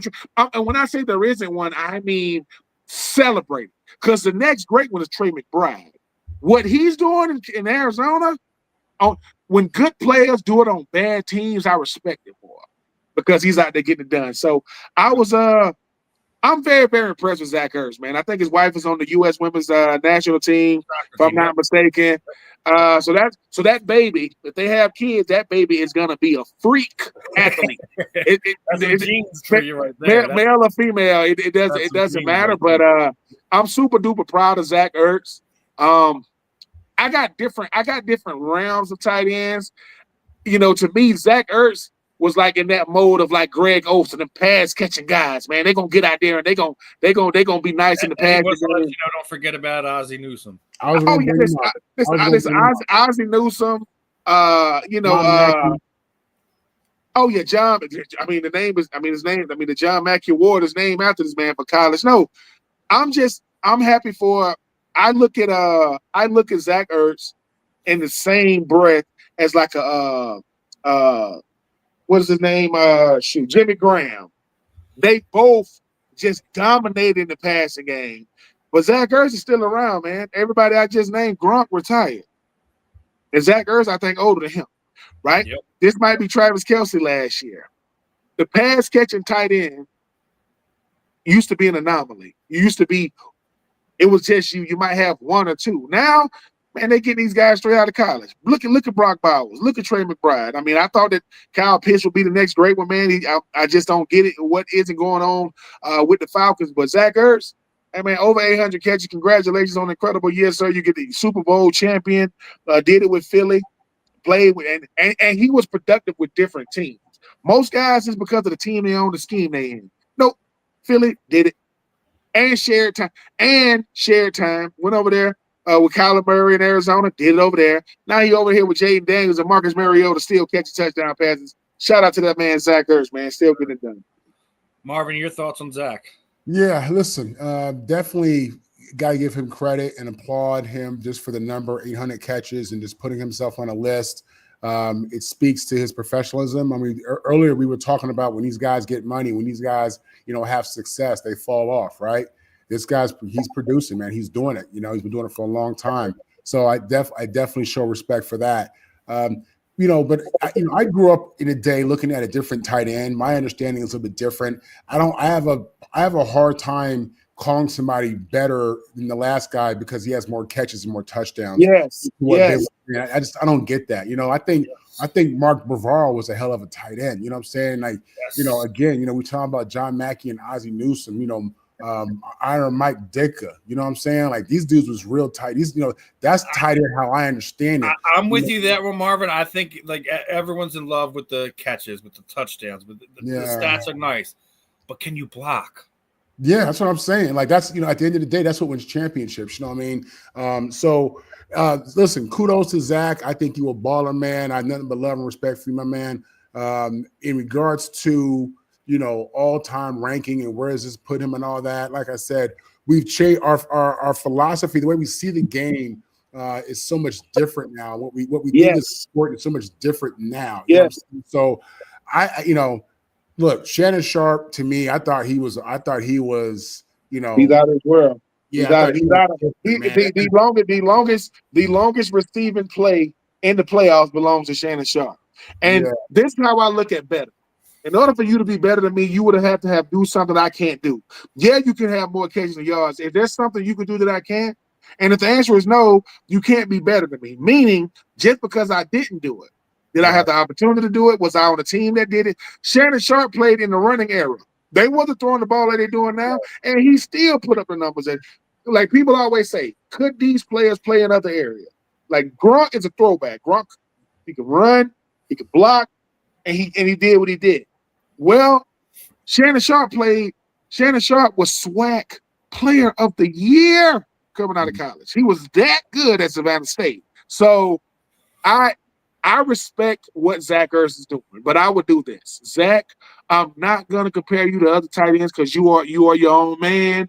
You just in a different stratosphere because you cannot play the position better as production-wise than Tony Gonzalez. It's not possible. You can't. He did it for Kansas City and he did it for Atlanta. Yep. But Ozzie Newsome and them, they like the George Kittle type. Man, I'm finna get right with you in the run game. Yeah. Right? So, and I always ask this. Ask O-linemen who the best tight ends were. They'll tell you. They'll say, yeah, we give it in the passing game. Could I depend on him to be at the point of attack on the run game? Not love you, Jimmy Graham, love you, but not backside. Can he be at the point of attack? Can you line up on the right? We run to the right. And so, like I said, most of these guys play with really, really good quarterbacks, but I mean, I'm just happy at the tight end position as a whole. Gonzalez, Gronk, Witten, Sharp, and Newsome, my top tight ends I have seen. Hey, in no order. He wants to let it know that's in no order. I mean, look. We had like Jason Witten wasn't him. Jason Witten is fourth all time. Yeah, man. Jason. You see what I'm saying? I try to stay away from the numbers because if the numbers matter, Stallworth and Swan wouldn't be in there. They don't got 1,000 catches. Look at the impact. Look at what they did. You know what I'm saying? I mean, Franco Harris and them, man. Impact is everything, and if you can't impact the game, you just out there. And if don't nobody remember you, so I got interviewed by Lance Swan my senior year playing against Miami when ABC Sports had the #1 college game of the week. And when Lance Swan came up to me, I asked him, I said, man, you Lance Swan? He said, I better be. He said, I better be. Man, stop it, man. Stop it. Now we're talking about production and stuff like that.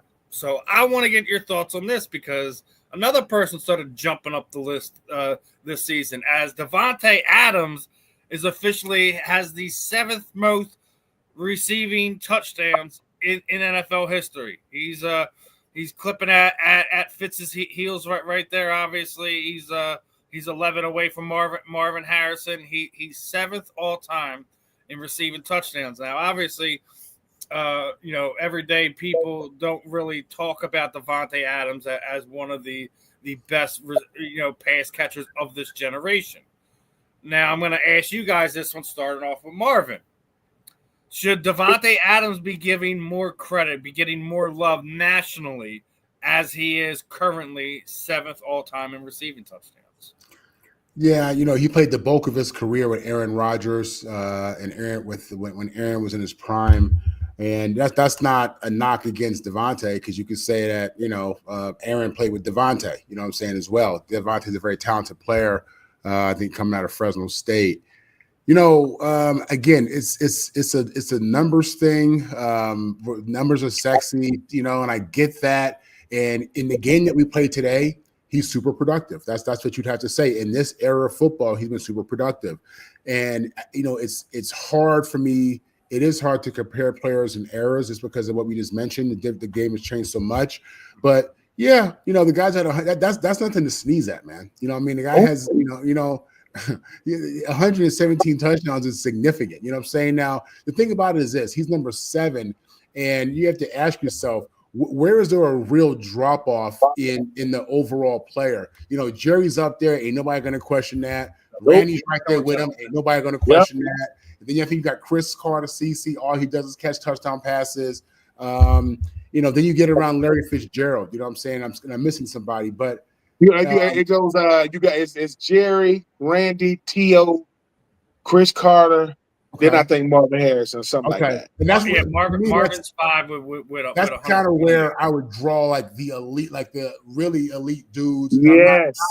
Listen, Marvin Harrison is the dog. Larry Fitzgerald is the dog. I got number of respect for these brothers, man. I'm a fan of these boys. You know what I mean? But there are levels to this. And Davante deserves to be labeled as one of the great players of his day. I would not put him in a conversation with the best players overall at the position. No, he's outside the top 5.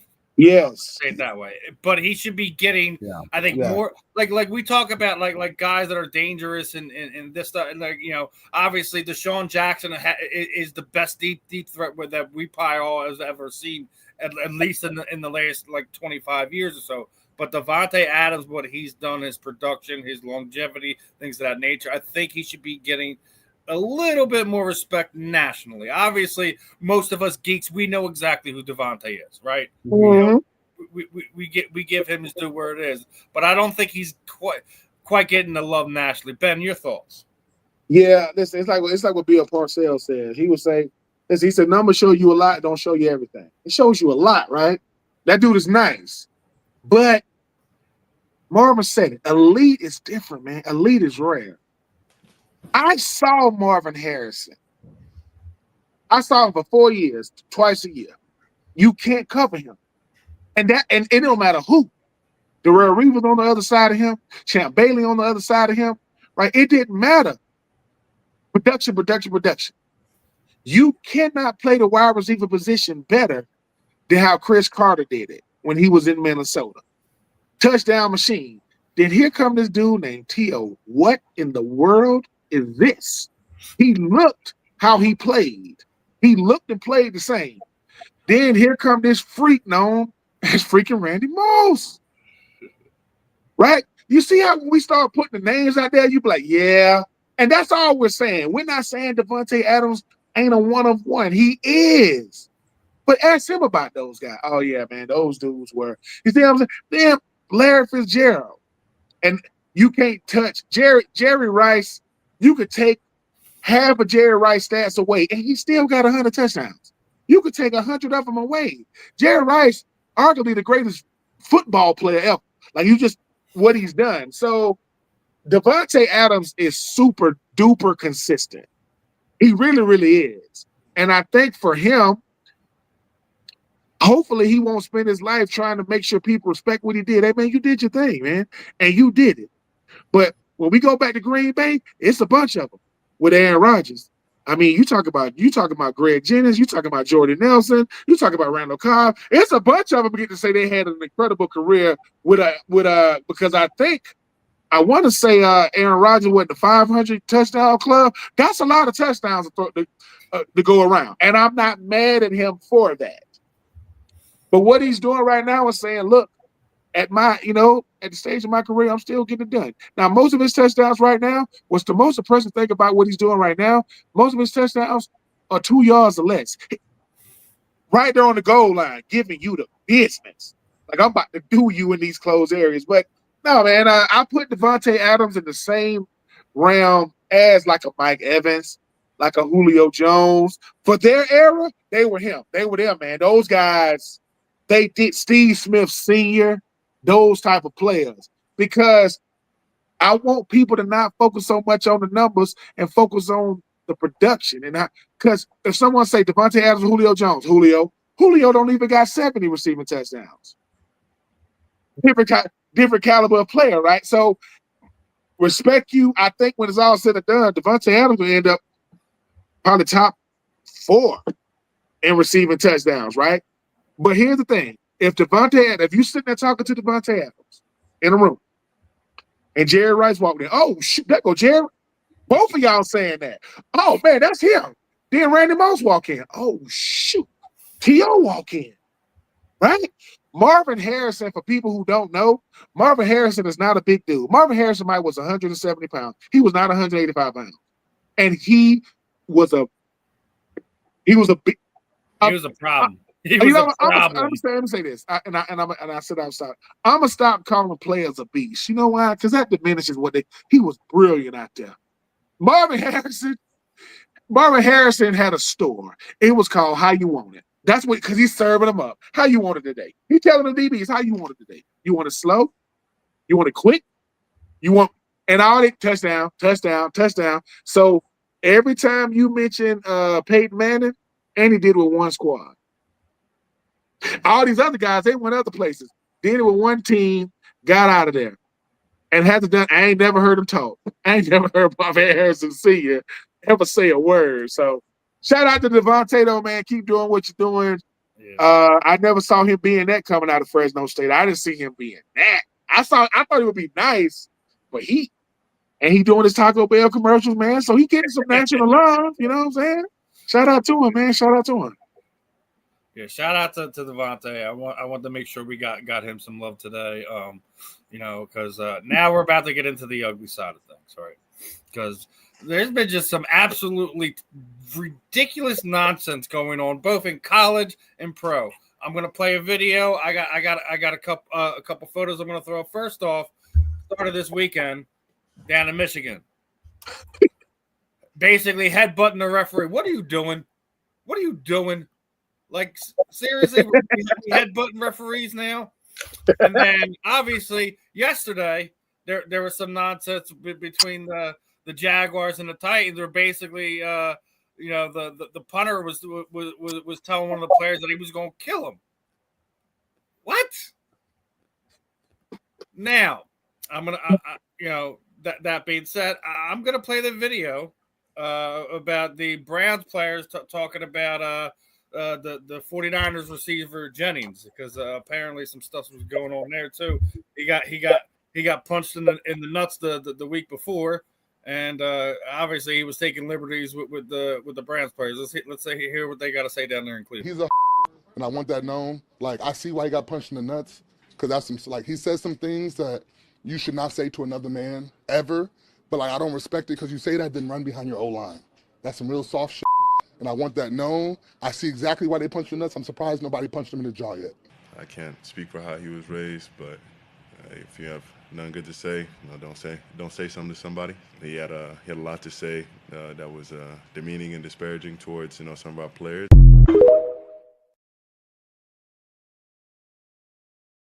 Now, obviously, there's a lot going on in the NFL over the past few weeks.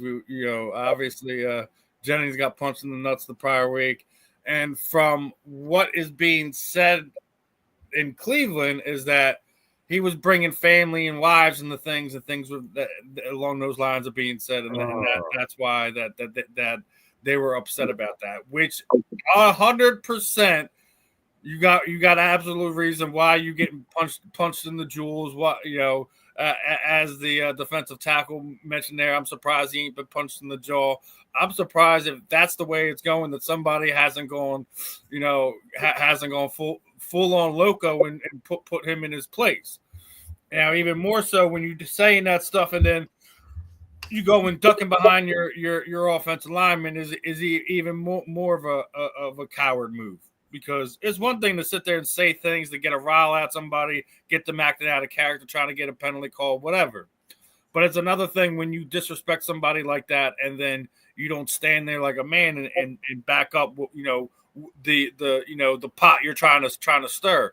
So I guess we'll start this one off on Ben. What's going on, man? Because like I shown you, we were seeing the craziness going on in college. Yeah. We're seeing punters threatening people's lives, saying they're gonna kill them. We see players like there's a standard, right? Obviously, you guys are pro athletes. There's lines you don't cross. There's ways you go about things.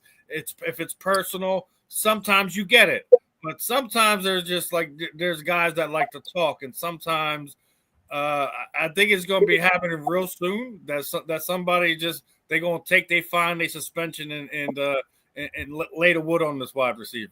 I have a feeling. I have a strong feeling that somebody going to take care of it on the field. But, Ben, your thoughts on what's going on and then this specific situation with the kid from San Francisco Jennings? The situation with the Michigan kid, I mean, that was different. I mean, the ref got too close. That's the game. I mean, Michigan, Ohio State that's the game.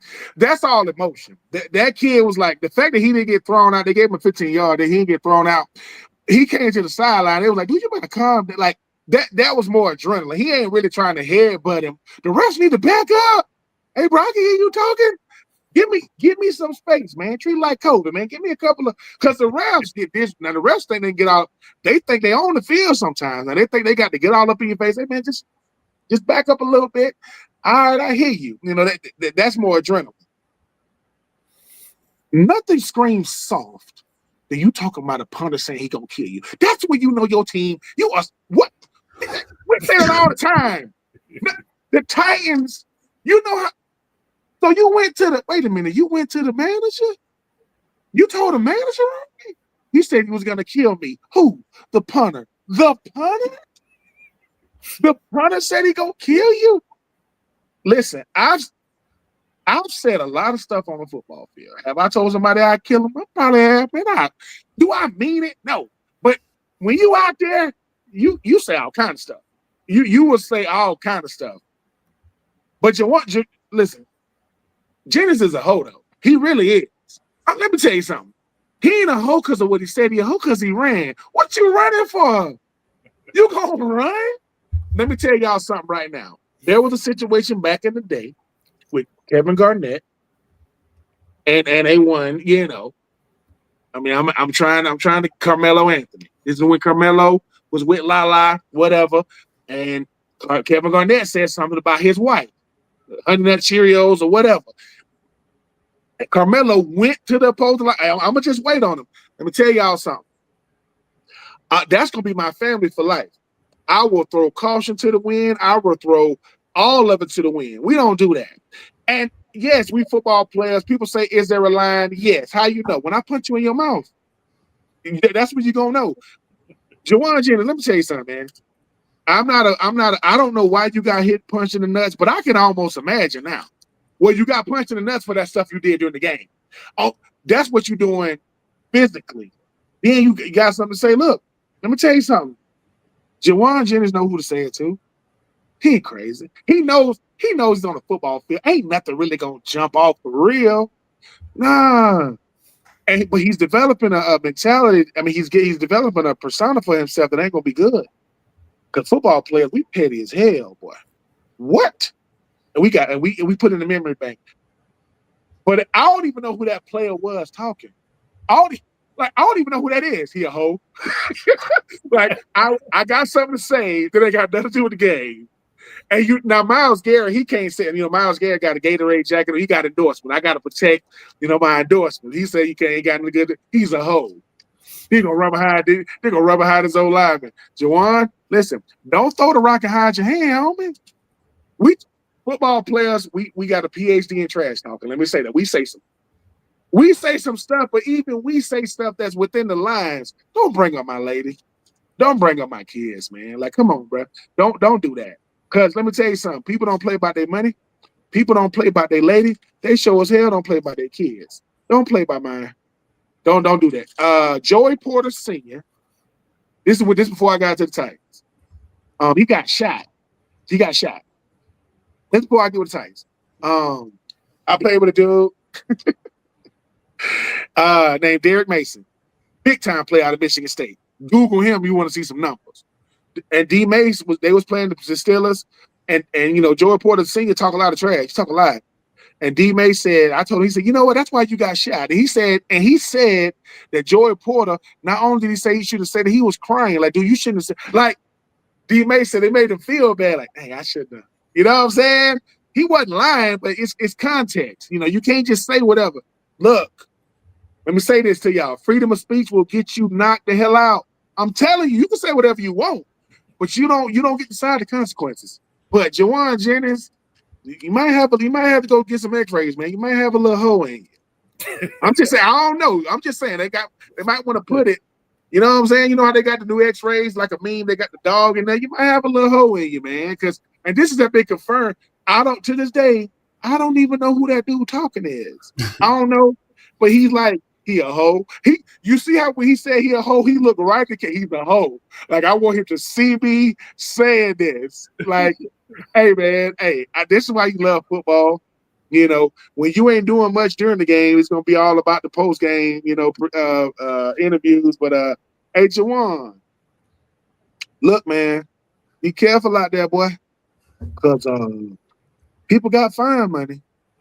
And some of these safeties in these corners, listen, could you imagine if Jawan Jennings was playing with, like, against Pac-Man Jones or Akeem Talib, them type of DBs? They gonna get thrown out. Akeem Talib and Michael Crabtree, they should have a documentary on how they used to go at it, right? But 30 for 30 for that one. You ain't lying, Eddie. Freedom of speech does not stop the consequence. But Jawan Jennings, he's a studio gangster. He talk trash on the mic, but when you sit, no, man, that's just music. Nah. But go back in the booth and talk trash again. Jawan, be careful. Talk trash to guys your size. Them DBs out there. Tight ends, linebackers, grown men in there, leave that alone. Okay? You know what I'm saying? Eat you some more carbs, because that man called you he called you a hoe. I have been called a lot of things about a lot of players. I ain't never been called a hoe to this day. And I put that on record. Just saying. All right, Marvin, your thoughts on the overall extracurriculars that have gone over the past weekend, and Mr. Jawan Jennings being a quote unquote hoe. Being called a hoe. I had a girlfriend long time ago. She said something like that about me. It wasn't true though, but it wasn't true. That was a little different. That was a little different. Yeah. Right. In regards to talking about family, I'll tell you what. We were playing the Niners in '99, and Ken Norton Jr. He said to me, "Hey, pal, you sorry, and your daddy's sorry too." I thought it was funny, you know what I'm saying? I wasn't tripping on that, man. You know what I'm saying? And as a rookie, I took it as an honor that a dude that was so great for the Cowboys, so I used to watch this dude. I thought it was all funny, man. But when it comes to your girl, your wife, the mother of your children, no. Don't forget football. It's street rule. I mean, the thing about it is this. In the NFL, there's a way to deal with everything. A player hits you late, whatever, you can get him on the next play. In football, Ben said it, this is a collision sport. It's a violent collision sport. Dudes got violence on their minds, and they got serious intent as they trying to get up there and break your ribs through your little rib pads. You know what I'm saying? So there's ways to handle things, but when you deal with people's families, you talk about, again, the mother of somebody's children, you talk about their wife, you talk about the person who they make, you know what I'm saying? Like, that's a whole other conversation, man. And you learn, you don't talk about their family, you don't talk about people's money, you know what I'm saying? You just don't bring these things up, you know what I'm saying? But the family, the female, is the most protected and the most sacred. And, you know, I don't know what he was saying, but if it was anything like the Garnett Carmelo situation, if it was something like that, then yeah. And then he will hide behind his teammates or whatever they be. He's right. He is a hope for that. That's I like how he explained, because at first, you know, he didn't have to explain to me when he said he a hoe. Right. When he's talking to, you know, Cleveland sports writers or whatever, they was like, so what do you mean by hoe? I'm gonna tell you what I mean. He talking trash and he run behind the O-line. That was his he showed a whole characteristic. If you're gonna bring that kind of energy, if you're gonna create that kind of energy, then you gotta stick around for what comes with that. Here's how you know. Why don't you ever hear about football players getting altercations out there in the world? Because people ain't crazy. Right. Why don't random people come up to them? They got all that energy on social media and the internet because men know one thing is apparent. Yeah, I could get hurt. It don't matter. It don't matter who these two men are, because at a certain point, men gonna argue for. Women may just argue, go back and forth. A man gonna say, "Man, I ain't doing all this talk. I'm tired of talking." That's the one right there. I'm done. I ain't doing this with you. And here's the thing: the guy say, "I'm done talking." He might lose the fight, but you gonna get swung on. No, he might not win. Somebody go, "Do you hit this dude? This dude might knock you out." And Juwan Jennings, I don't know what school he went to, how he do. Look, dude. Please don't talk about my lady, man. Listen. My money, I get it. I can make more money. Hey, man, is that your lady right there? We don't do that. We don't do that. Listen, your best friend can say, "Hey, man, I seen your lady out," and okay, no. Tell me what you saw. We don't have them type of conversations. I say, "Hey, Marvin, man, tell the missus I said what's up." That's it. Hey, Steve, tell your lady I said what's up. That's it. Nah, hey, man, I saw your lady there, man. She was looking good. What the hell? We don't do that. Yeah. That's my daddy is 67, and his friends are in their 60s. They don't say, "Man, I saw you later today, man." We don't do that. Juwan, please be careful, young man. You ain't the biggest dude. And I'm gonna say this again: the Titans. That's a whole characteristic too. Talking about he said he was gonna kill me. The punter, the kicker. What are we doing? What you going crazy? He said he was gonna kill. What else is the punter gonna say? Like what? Right. What else can he say to get under your skin? I'm gonna kick you. Like what did he? Oh my God! It's like the Titans getting on my nerves, man. Y'all already gonna have the #1 overall pick. The Titans are gonna have the #1 overall pick. Do you know, sir? Because everything now gets archived, that's gonna be a part of your resume for life. You the dude that said that the punter said he gonna kill you. Did you think he was? You got to take people serious on a football field. Yeah, you would hope that with Juwan that one of these veterans talk to him, which I'm sure has already happened. You know what I'm saying? He needs somebody in his ear. That level of immaturity, there's no place for that. You ain't gonna survive in a world with men in that locker room, and that's who you are. You know, ain't nobody, like Ben saying, ain't nobody going for that. You don't do that. Number one. I hope Trent Williams picked him off to the side and be like, "Listen, next time you hide behind me after saying something like that, I'm gonna move." No. But Marvin can take it a step further. Just say that the player he's saying it to don't know. You're not supposed to let people say that to you. But what he said, man, he was telling me about my leg. Oh hell no. He said what? All right. When we go back out there, hey, Juwan, hey, bro, we couldn't, because certain people really don't know what disrespect is. There are people that go, "Nah, man, it's all good." No, the hell, let me tell you something. We play on the same squad, brother. We represent the same smart tech. We don't do that. He can't say that to you because he gonna think he can say it to me. And when he does, I'm gonna let him know. Bye-bye. No, dude, come on, man. Like certain guys, I really want to know some of their background because I'm like, dude, you're not a tough dude. Do you not like that? Juwan Jennings, I don't know your background. You ain't like that. Ain't no gangsters playing football. I don't care where you from. I don't care how you grew up. You went to college and got drafted. Stop the nonsense. Man, you know what part of the city I'm from? You live in Santa Clara. You live in Palo Alto. Shut the hell up. You do not. I don't want to hear that. You live in a nice neighborhood. In the words of Ben Staples, listen, man, you were a good boy. That's what you were. All of a sudden, because I'm in San Francisco, no, you know people in gangs. You ain't no gang member, man. I can't stand this. I can't stand this tough guy, but he ain't tough. He ran up there with the big guys. I'm gonna talk trash. To this big guy, but I'm gonna run by, and his teammates don't even know why they run behind him. What you run up here for? Him. What'd you say? Nothing. That's what little brothers do when they got big brothers. Big brothers take up for little brothers. So it's okay. It's okay, Juwan. But cut that stuff out. Somebody gonna try to bet. You got punched in the nuts, dude. You ain't learned from that. And speaking of being punched in the nuts, I'm sure that's what Ole Miss feels like right now. And we're gonna get into this whole Lane Kiffin thing real fast. But I want to get your thoughts on this one. This is a comment we came across. Not knocking, the football, but there's something wrong with the NCAA's calendar. That potentially you have a one seed that could win the national championship this year, leave in March. What's going on here? Now here's my thing. Like I agree. Like listen, we can argue about why Lane Kiffin left and the money thing, which I'll pull up in a second. But I agree with this. The whole way the NCAA calendar is kind of laid out here is butt ass backwards.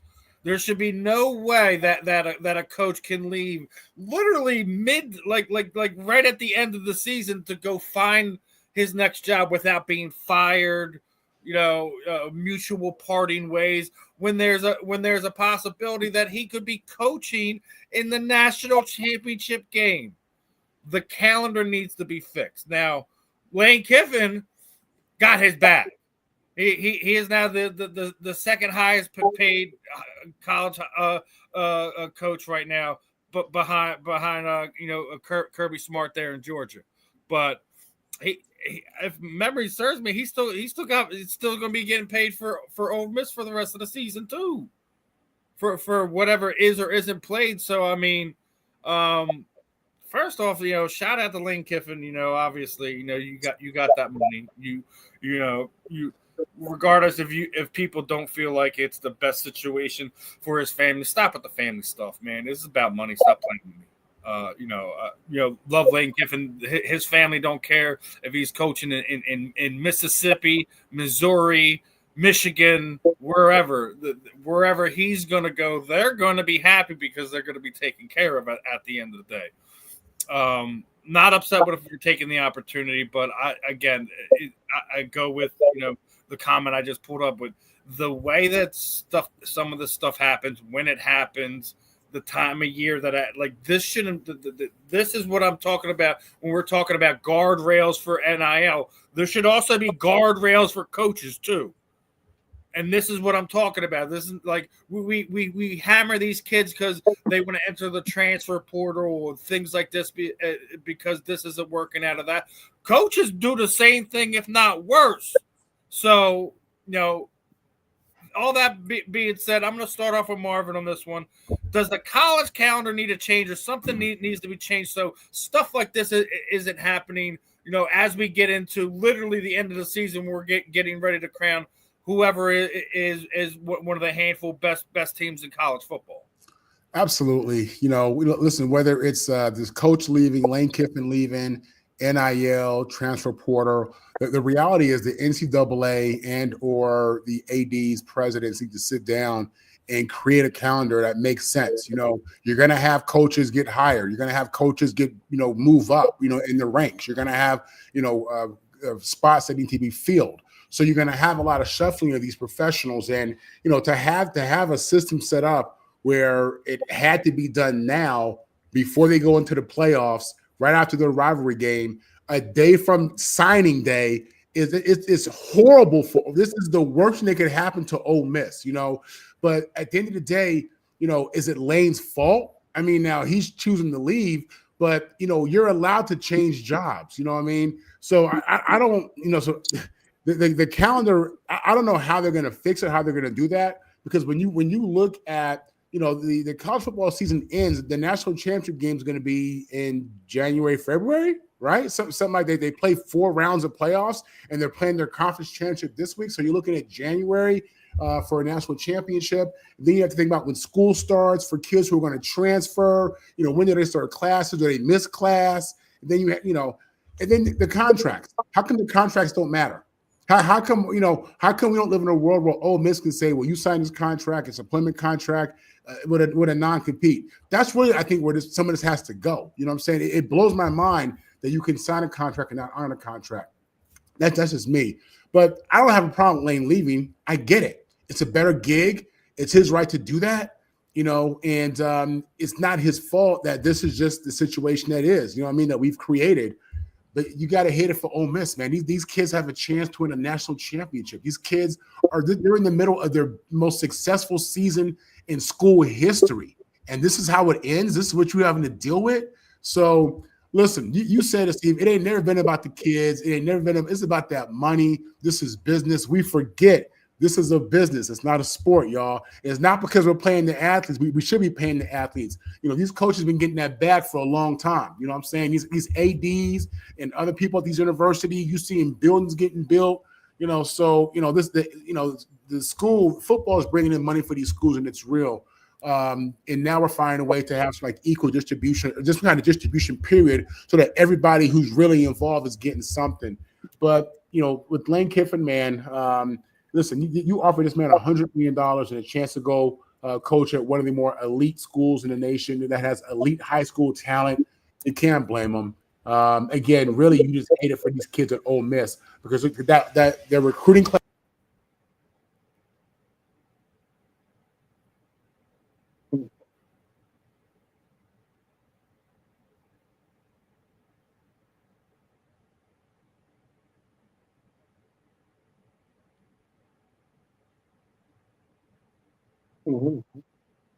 Ben, you got it? Oh, okay. There it is. Yeah, last like about 10, 15 seconds, you were just. Yeah, I was saying that. Yeah, I'm sorry. They have to fix this calendar because at the end of the day, it's hurting the game. It's hurting the kids, and there's there remain. Listen, the opportunity to make that money is still going to be there, but we got to structure this thing better. And really, when you think about it, this just shows you more of the failure of the NC2A. You know, they have less power now, but you know what the hell were they doing for the last 25 years? Nothing. Other than collecting a check and penalizing teams, you know, up the yin yang. You know what I mean? So, you know, leadership needs to step up. ADs, presidents, I don't know. But yeah, this is hurting the game, and your heart goes. You feel for these kids at Ole Miss, man, because they the ones really going through it right now. I'm not surprised. I'm not surprised one bit. I think Marvin said it. It's the business. It's the business of football. It's just the college level of it. Everybody want to have guardrails when it comes to these players. Nobody want to have guardrails when it comes to these coaches. You telling me Lane Kiffin, a guy that's never won the SEC, that's never been to the college football playoff, is the second highest paid coach. He gets paid more than Ryan Day, the defending national champion, more than Dabo Swinney, who has 2 national championships and makes $500,000 less than Kirby Smart because he has a great negotiator. In life, you don't get what you deserve; you get what you negotiate. I'm not mad at Lane Kiffin. He's using momentum while he has it. He's using leverage while he has it. See, this might be the last time he has leverage like this. But I don't want to hear nothing when it comes to these players. I don't want to hear it. Every time we talk to Marvin, you know what Marvin says? He references his dad. My dad taught me that. Where do you think the players learn it from? Where do you think players learn leverage from? Where do you think players learn? Hey, man, this is the last time. Most players ain't going pro. You think just because I was the number 1 recruit in high school, this might be the most money I can make while I can make it. So, no, Lane Kiffin got hired right now because they got this thing called early signing day. That's happening this month in December. Forget national signing, that's 2026. So I want to keep the 2026 class we've already recruited. Because what they do is You do your introduction press conference. You go talk to the players you want to keep, and you go straight to the players you want to bring in. That's how it goes. That's how it goes. Lane Kiffin just says, listen, man, Ole Miss is one of the best programs in the country. No, it's not, because you left. No, it's not. No, LSU is. And listen, what's that phrase? Money talks, and BS run a marathon. BS don't ever stop running. That money gonna talk. $100 million. People saying, well, how do you pick LSU? Why'd you pick the job you picked? Yeah, you want the PTO. Yeah, you want the benefits. What they paying me? Man, they're gonna pay you 150. So I'm not mad at it. I just look at how many coaches got contract extensions because they thought another team was gonna put them. When LSU and Florida's of the world and Penn State's of the world come to calling, oh, they can snatch your coach. Walk in your trap and take your trap. Quick. Because I'm gonna say this though. I don't think Lane Kiffin think Ole Miss gonna win. I don't think he think they're gonna win on that. No, because he would have left. Why do I say that? When Dan Lanning was the defense coordinator for Georgia, they was going on a run. He said, "Can I stay and coach?" He did. They won. He went to that's when he went out there to Oregon, right? That's when he went out there to Oregon. Lane Kiffin wanted out of Ole Miss for some reason we don't know, for something, and now he's at LSU. People saying he better win now. No, he don't. He can live off potential the rest of his career, or what? Because Brian Kelly is the all-time winningest coach in Notre Dame history, more than Lou Holtz. What he did at LSU? Coach Jaden Daniels went to the SEC championship game his first year. Now he gone. So, not mad at Lane Kiffin. Lane Kiffin ain't exploiting the system. Lane Kiffin is the system, man. I know how to do this now. Lane Kiffin, the son of Money Kiffin, the Tampa 2 Money Kiffin. He's saying every coach get a chance to cash out. This is his cash out. And I didn't. And I'm not mad at him. When a player hits a transfer portal, when a player wants to move on, leave them alone. Because they're 18 to 24. They're not 50 like Lane Kiffin. And I'm not mad at these coaches. It's just, how you going to get mad at me as a player because I understand this system now? Yep. Oh, these players, they understand it. Make no mistake about it. Because here's the thing. Now. They understand. Here's the thing. Here's the thing, Steven. If your son is in college and he's the best player for their college, and other college want him, either the college he's at going to give him the money to stay, or he's leaving. The only person he's supposed to be loyal to is you and his family. Not no school. Ain't no loyalty at the school. Now, a Marvin Powell II is different. SC is different. But that bag gonna make you think about it. So before you say, I'll never leave, they're like, what about now? Y'all gonna give me this? We're gonna give you that right now. Damn. Now, I know I touched on it earlier. We had a question in the chat room that wanted not just my opinion, but your guys' opinions earlier. Talked about it early in the program. So, everyone's going crazy over Kevin Patullo here in Philadelphia. And the rumor is that fans had found this house and were vandalized this house with either rocks or eggs. I think it's a 2-game losing streak, but it's all right. Listen, there's a time where you can be an excited fan and things of that nature, but there's a line that's got to be drawn sometime. And listen, this is not acceptable in any way, shape, or form. Regardless if you feel Kevin Patullo's at fault, whoever's at fault, leave that man's property alone. You don't know who's there. You don't know if there's kids there, whatever. You guys happen to throw stuff at a house. You throw a rock at that house and hurt somebody. You're gonna get a real response, or you don't like it. And I know us Philly fans, we wild, we crazy, we out of control. We say crazy stuff, but there's a line to be drawn. We were just talking about that. So what I'm going to say is leave him alone.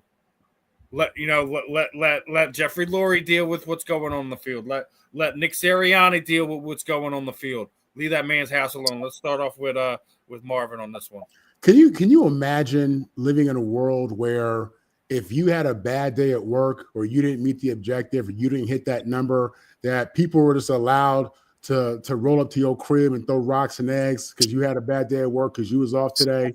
It's you had these people who work in finance, on Wall Street, Goldman Sachs, who then tank the economy, destroyed the economy, and they out here, ain't nobody bothering. They getting the golden parachutes, nobody even know their names. You know what I'm saying? Yep. We talking about a game, football, a child's game that we love with passion. You know what I'm saying? And you a fan. You don't want to have, you just ain't even in the Packers, bro. You don't want to own the team. You know what I'm saying? No, I'm just saying, so like Cedric the Entertainer said, I wish the MF would.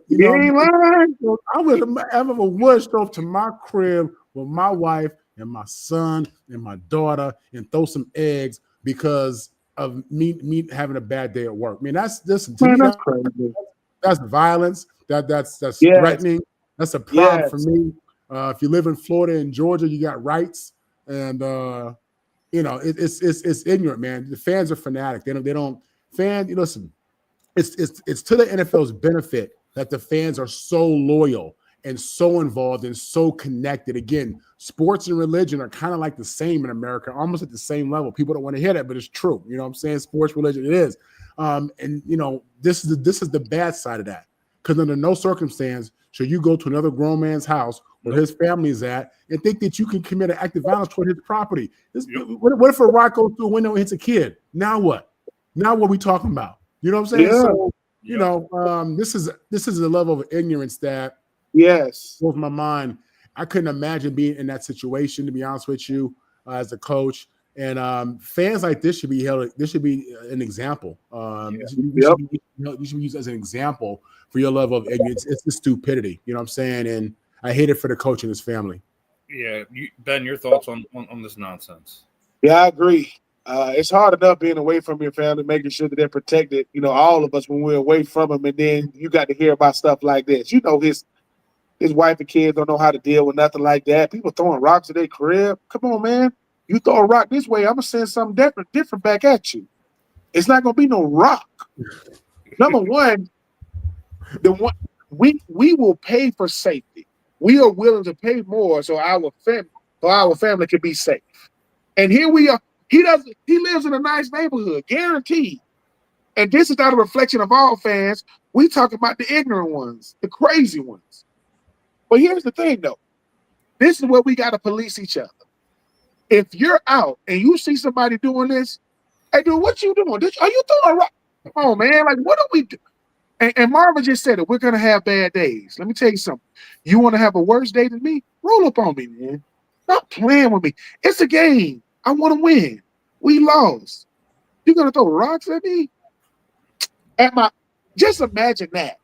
It's hard enough to be the offensive coordinator for the Philadelphia Eagles. I got to come home and hear about this. I got to make a police report about this. No, I got to move. I got to move somewhere. There's no way they're going to stay in that house. I think it's in Jersey. They're not even going to stay there. They're going to have to move. That's ridiculous on so many levels. Yep. I love, my team like anybody else. But Marvin have been out before. It's so much exposure now. Like, we know who people are. People be seeing where people live because it's public information. Please don't roll up on nobody, man, because of no game. Please. Let me give you the PSA of the day. Don't roll up on me because you mad. Man, you should have been. Don't do that. So we got about 7 minutes left. I want to try to get through a couple different topics really quick. And really quick, let's talk about this. Seth Joyner has officially called out Mr. A.J. Brown, typical 21st wide receiver, diva, selfish, etc. Listen. I love Seth. He has no filter. He will say to anyone's face things of that nature. I don't think he's 100% on here because when you talk to AJ's teammates through this whole thing that's been going on over the past month, they have said the complete opposite of who he is. I think there is a misconception of him. I get where Seth is coming from. Love Seth. I've been on this program. I believe he should be a Hall of Famer just on merit and numbers alone. But I think he has areas where he's right to be calling him out because AJ was complaining about numbers numbers that. He's getting his numbers, and guess what? They on a 2-game losing streak now, right?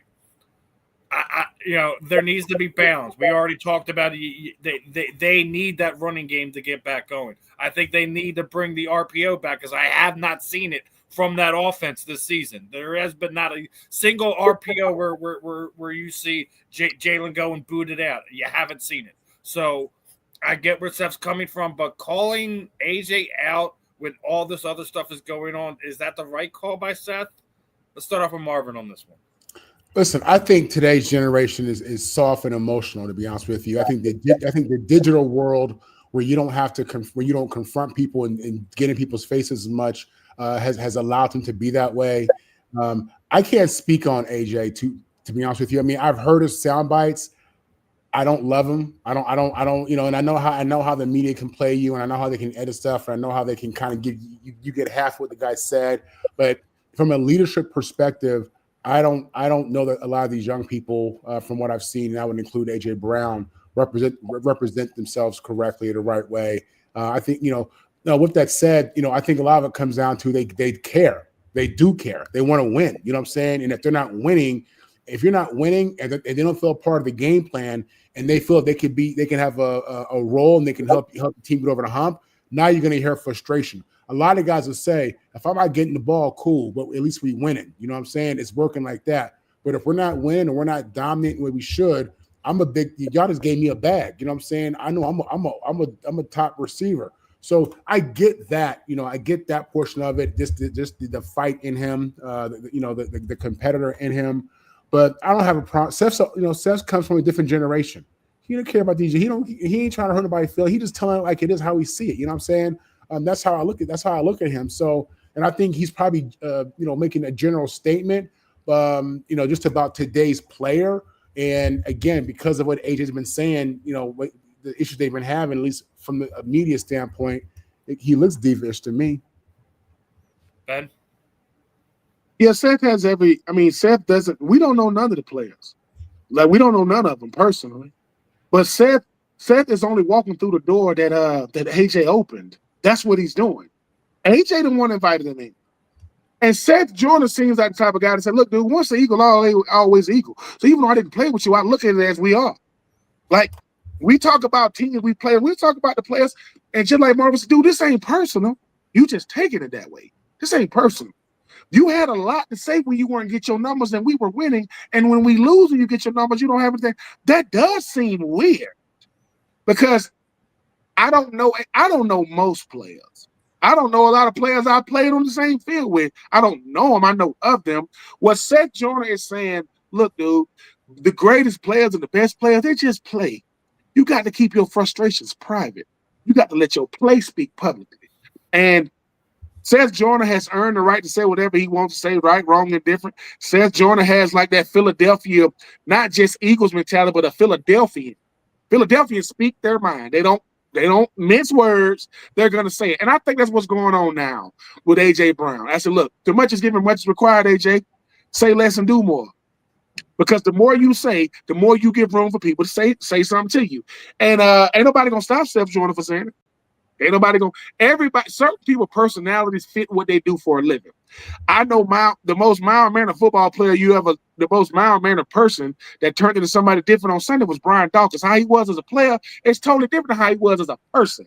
Well, Seth Joyner saying, look, you have a lot to say, man, when it ain't going your way. But it does seem weird when you get your numbers, you don't have as much to say, regardless of the outcome. That is what Seth is talking about. And sometimes just selfish, it's gonna mean something different to a lot of people. So, hey man, this Philadelphia better end up going deep into the playoffs because they're gonna blame it. They're gonna have a lot of people to blame it on if they don't, even if it wasn't their fault. But it's football, man. It's Philadelphia. When you're on a team that matters and you're a player that matters, everything you do, say, or don't say matters. And this is the result of it. Yeah, everything's magnified right here in Philadelphia. We're waiting for and all that. Like, listen, we still got a lot of football left to play, and we're going to need all hands on deck. I already said what I feel like they need to do to fix things around here, but I don't feel like Seth's 100% wrong, and nor is AJ 100% right on how this whole thing's been dealt with. But we're down to the under the last minute or so. Final thoughts, Ben. Look, man, I appreciate you guys every week, man. Marvin, Steve, you guys know what it is. Man, just keep listening, man. We just come over here to have fun. Just three guys saying, get what's on our mind, off our mind. Nothing more, nothing less, nothing else. Marvin, your final thoughts. USC beat UCLA as they should have. God is good, and I'm thankful to be here with y'all boys. Glad to be here, but I want to not going to get a quick thought on this one. The fact that Aaron Glenn gave the game ball to the kicker Nick Folk, who he played with, had to throw it out there. Everyone, make sure you guys are tuning in. We will see you guys on the rebound, my folks. Have a good one.